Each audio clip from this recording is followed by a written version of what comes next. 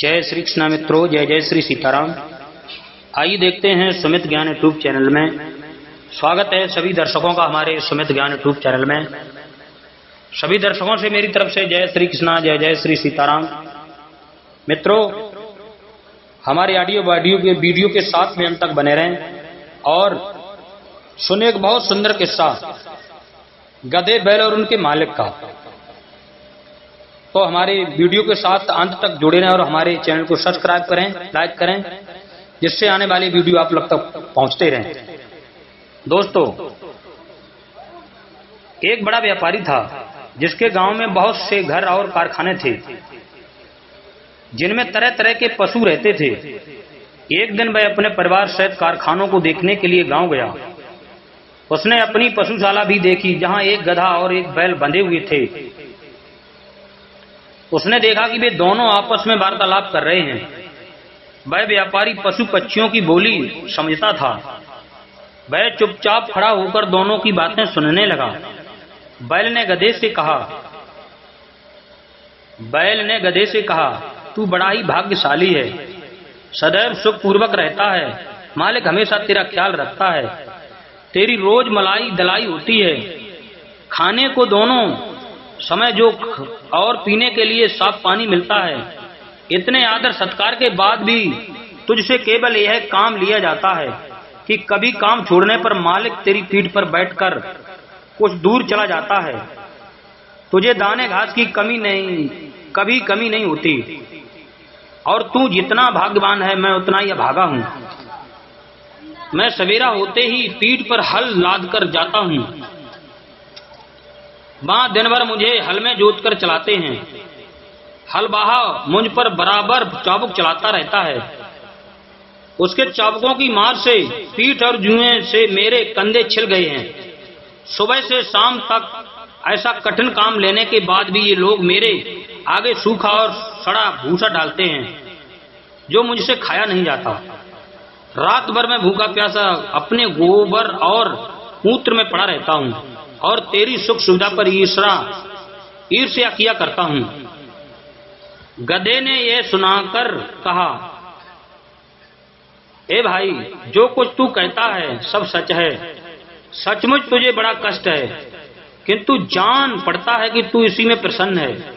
तू स्वयं ही सुख से रहना नहीं चाहता। तू यदि मेहनत करते करते मर जाए तो भी ये लोग तेरी दशा पर तरस नहीं खाएंगे। अतएव तू एक काम कर, फिर वे तुझसे इतनी मेहनत नहीं कर लिया करेंगे और तू सुख से रहेगा। बैल ने पूछा कि ऐसा कौन सा उपाय हो सकता है। गधे ने कहा, तू अपने पैरों को रोगी दिखा, एक शाम का दाना भूसा न खा और अपने स्थान पर चुपचाप लेट जा। बैल को यह सुझाव बड़ा अच्छा लगा। उसने गधे की बात सुनकर कहा, मैं ऐसा ही करूंगा। तूने मुझे बड़ा अच्छा उपाय बताया है, भगवान तुझे प्रसन्न रखे। अब दूसरे दिन प्रातः काल हल बाहा जब पशुशाला में यह सोचकर गया कि रोज की तरह बैल की खेत जोतने के लिए ले जाएं, तो उसने देखा कि रात की लगाई सानी ज्यों की त्यों रखी है और बैल धरती पर पड़ा हाँफ रहा है। उसकी आंखें बंद हैं और उसका पेट फूला हुआ है। हलबाही ने समझा कि बैल बीमार हो गया है और ये सोचकर उसे हल में ना जोता। उसने व्यापारी को बैल के बीमारी की सूचना दी। व्यापारी यह सुनकर जान गया कि बैल ने गधे की शिक्षा पर कार्य करके स्वयं को रोगी दिखाया है। अतएव उसने हलवाई से कहा कि आज गधे को हल में जोता दो। इसलिए हलवाई ने गधे को हल में जोत कर उससे सारे दिन काम लिया। गधे को खेत जोतने का अभ्यास नहीं था। वह बहुत थक गया और उसके हाथ पांव ठंडे होने लगे। शारीरिक श्रम के अतिरिक्त सारे दिन उस पर इतना मार पड़ी थी कि संध्या को घर लौटते समय उसके पांव भी ठीक से नहीं पड़ रहे थे। इधर बैल दिन भर बड़े आराम से रहा। वहां नांद की सारी सानी खा गया और गधे को दुआएं देता रहा। जब गधा गिरता पड़ता खेत से आया तो बैल ने कहा कि भाई, तुम्हारे उपदेश के कारण मुझे बड़ा सुख मिला। गधा थकान के कारण उत्तर न दे सका और आकर अपने स्थान पर गिर पड़ा। यह मन ही मन अपने को धिक्कारने लगा कि अभागे, तू बैल को आराम पहुंचाने के लिए अपनी सुख सुविधा का विनाश कर दिया। मंत्री ने इतनी कथा कर कहा, बेटी तू इस समय बड़ी सुख सुविधा में रहती है, तू क्यों चाहती है कि गधे के समान स्वयं को कष्ट में डालें? शाहरजाद अपने पिता की बात सुनकर बोली, इस कहानी से मैं अपनी जिद नहीं छोड़ती। जब तक आप बादशाह से मेरा विवाह नहीं करेंगे, मैं इसी तरह आपके पीछे पड़ी रहूंगी। मंत्री बोला, अगर तू जिद पर अड़ी रही तो मैं तुझे वैसा ही दंड दूंगी जो व्यापारी ने अपनी स्त्री को दिया था। शाहरजाद ने पूछा, व्यापारी ने क्यों स्त्री को दंड दिया और गधे बैल का क्या हुआ? मंत्री ने कहा, दूसरे दिन व्यापारी रात्रि भोजन के पश्चात अपनी पत्नी के साथ पशुशाला में जा बैठा और पशुओं की बातें सुनने लगा। गधे ने बैल से पूछा, सुबह हलवा तुम्हारे लिए दाना घास लाएगा तो तुम क्या करोगे? जैसा तुमने कहा है वैसा ही करूंगा। बैल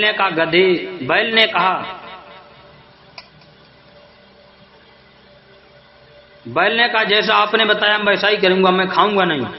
तब गधे ने कहा, नहीं ऐसा ना करना, वरना जान से जाओगे। शाम को लौटते समय मैंने सुना कि हमारी स्वामी अपने रसोई में से कह रहा था कि कल कसाई और चमार को बुला लाना और बैल जो बीमार हो गया है का काम मांस और खाल बेच डालना। मैंने जो सुना था वह मित्रता के नाते तुम्हें बता दिया। अब तेरी इस चीज में भलाई है कि सुबह जब तेरे आगे चारा डाला जाए तो तू उसे जल्दी से उठाकर खा ले और स्वस्थ बन जा। फिर हमारा स्वामी तुझे स्वस्थ देखकर तुझे मारने का इरादा छोड़ देगा। यह बात सुनकर बैल भयभीत होकर बोला, भाई ईश्वर तुझे सदा सुखी रखे, तेरे कारण मेरे प्राण बच गए। अब मैं वही करूंगा जो ऐसा तूने कहा है। व्यापारी ये बात सुनकर ठाका लगाकर हंस पड़ा। उसकी स्त्री को इस बात से बड़ा आश्चर्य हुआ। वह पूछने लगी, तुम अकारण ही क्यों हंस पड़े?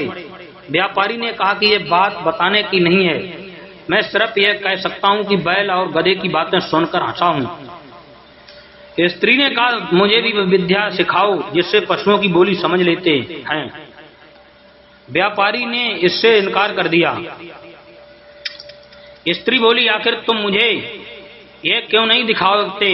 व्यापारी बोला, अगर मैंने तुझे ये विद्या सिखाई तो मैं जीवित नहीं रहूंगा। स्त्री ने कहा, तुम मुझे धोखा दे रहे हो। क्या वह आदमी जिसने तुझे यह सिखाया था सिखाने के बाद मर गया? तुम कैसे मर जाओगे?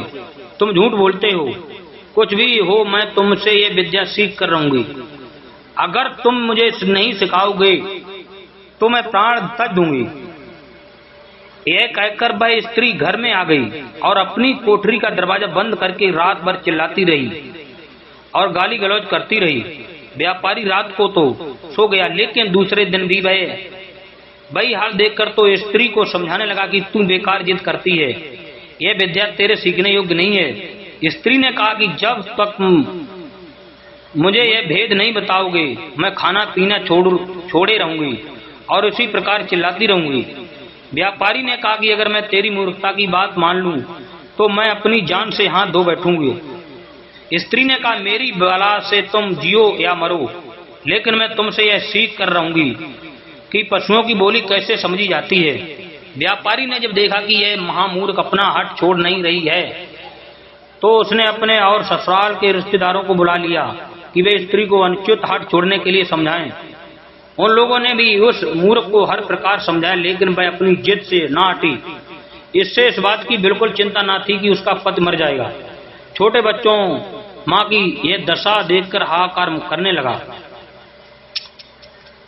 व्यापारी की समझ में ही नहीं आ रहा था कि वह स्त्री को कैसे समझाए कि इस विद्या को सीखने का हट ठीक नहीं है। वह अजीब दुविधा में था। अगर मैं बताता हूँ तो मेरी जान जाती है और नहीं बताता तो स्त्री रो रो कर मर जाएगी। इसी उधेड़ में वह अपने घर के बाहर जा बैठा। उसने देखा कि उसका कुत्ता उसके मुर्गे के मुर्गियों से भोग करते देखकर गुर्राने लगा।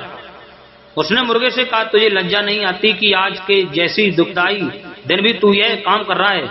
मुर्गे ने कहा, आज ऐसी क्या बात हो गई है कि मैं आनंद ना करूं? कुत्ता बोला, आज हमारा स्वामी अति चिंताकुल है। उसकी स्त्री की मत मारी गई है और वह उससे ऐसे भेद को पूछ रही है कि जिसे बताने से वह तुरंत ही मर जाएगा। नहीं बताएगा तो स्त्री रो रो कर मर जाएगी। इसी से सारे लोग दुखी हैं और तेरे अतिरिक्त कोई ऐसा नहीं है जो स्त्री मोह की भी बात भी सोचे। मुर्गा बोला, हमारा स्वामी मूर्ख है जो स्त्री का पति है और वह भी उसके अधीन नहीं है। मेरी तो 50 मुर्गियां हैं और सब मेरे अधीन हैं। अगर हमारा स्वामी एक काम करे तो उसका दुख अभी दूर हो जाएगा।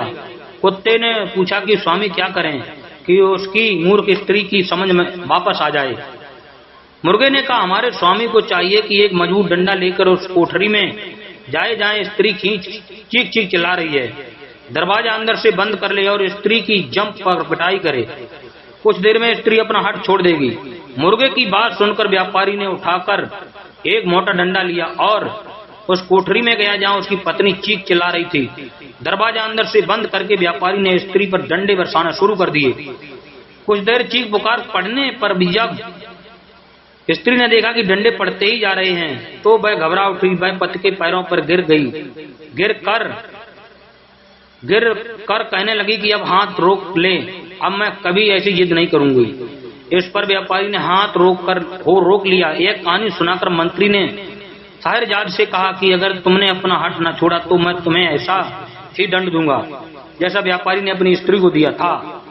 शाहरजाद ने कहा, आपकी बातें अपनी जगह ठीक हैं, किंतु मैं किसी भी प्रकार अपना मत अब भी बदलना नहीं चाहती।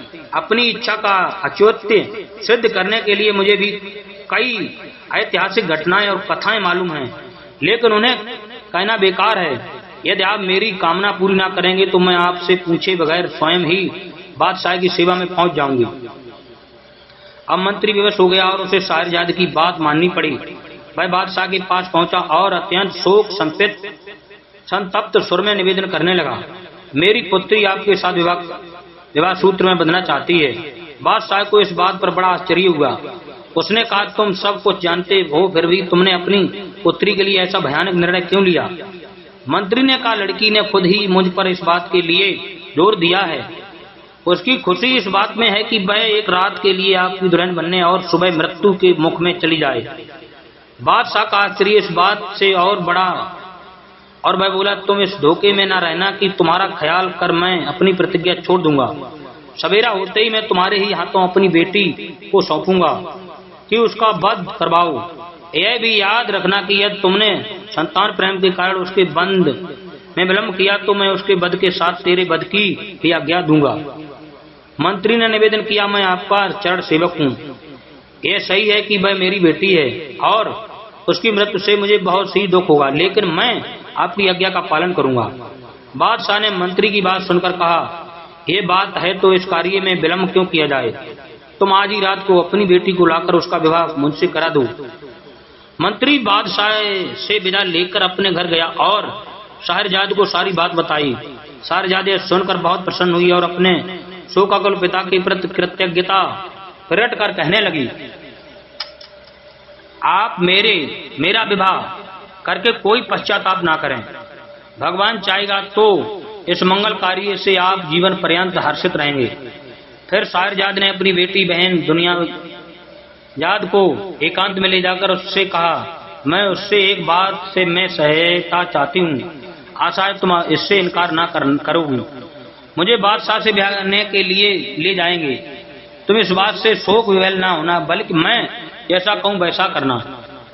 मैं तुम्हें विवाह की रात पास सुलाऊंगी और बादशाह से कहूंगी तुम्हें मेरे पास आने दें ताकि मैं मरने के पहले तुम्हें धैर्य बना सकूं। मैं कहानी कहने लगूंगी। मुझे विश्वास है कि इस उपाय से मेरी जान बच जाएगी। दुनियाजाद ने कहा, तुम जैसा कहती हो वैसा ही करूंगी। शाम को मंत्री शाहरजाद को लेकर राजमहल में गया। उसने धर्मानुसार पुत्री का विवाह बादशाह के साथ करवाया और पुत्री को महल में छोड़कर घर आया। एकांत में बादशाह ने शाहरजाद से कहा, अपने मुंह का नकाब हटाओ। नकाब उठने पर उसके अप्रियतम सौंदर्य से बादशाह स्तब्ध सा रह गया, लेकिन उसकी आंखों से आंसू देखकर पूछने लगा कि तू रो क्यों रही है? शाहरजाद बोली, मेरी एक छोटी बहन है जो मुझे बहुत प्यार करती है और मैं भी उसे बहुत प्यार करती हूँ। मैं चाहती हूँ कि आज वह भी यहाँ रहे ताकि सूर्योदय होने पर हम दोनों बहनें अंतिम बार गले मिल लें। यदि आप अनुमति दें तो वह भी पास के कमरे में सो रहे। बादशाह ने कहा, क्या हरज है, उसे बुला लो। और पास के कमरे में क्यों, इसी कमरे में दूसरी तरफ सुला लो।